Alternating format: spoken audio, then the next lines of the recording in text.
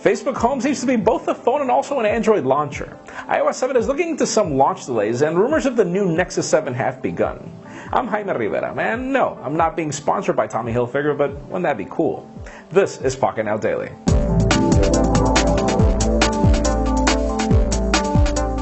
For those of you wondering what will it be, a phone, an operating system, or an application, well, it seems that, it's going to be all three of them. Apparently, Facebook Home is a smartphone made by HTC, or probably that's just the demo unit that's being used for that. But apparently, this is a launcher as well that has integration or more focus on social media, obviously Facebook.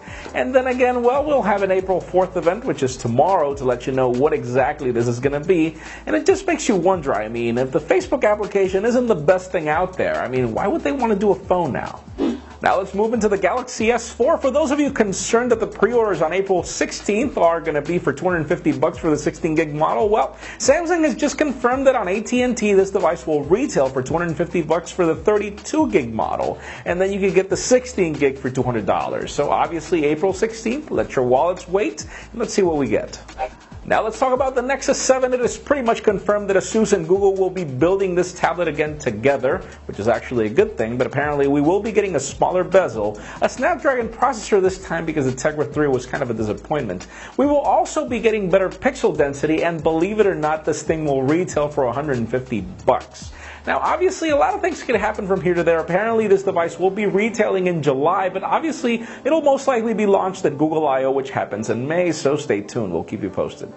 And speaking of events, we know that almost every major version of iOS has been launched at WWDC in June, but apparently iOS 7 is significantly delayed, and apparently it's so bad that they've had to pull resources from OS 10 in order to work on iOS 7.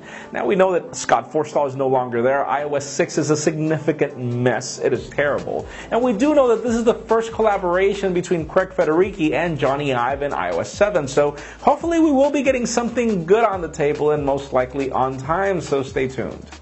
And finally, for the nostalgic news of the day, today marks the 40th anniversary of the first cell phone call to happen between Motorola's Martin Cooper on his humongous Motorola Dynatac. Remember Saved by the Bell, that huge thing?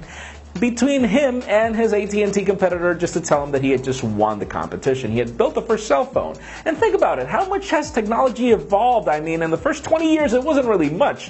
Phones were still humongous when I got my first one, but then eventually they got really small, thin, and now we get 4G LTE. So that leads me to the question of the day. Which was your first cell phone, and could you tell us your story about your first phone call?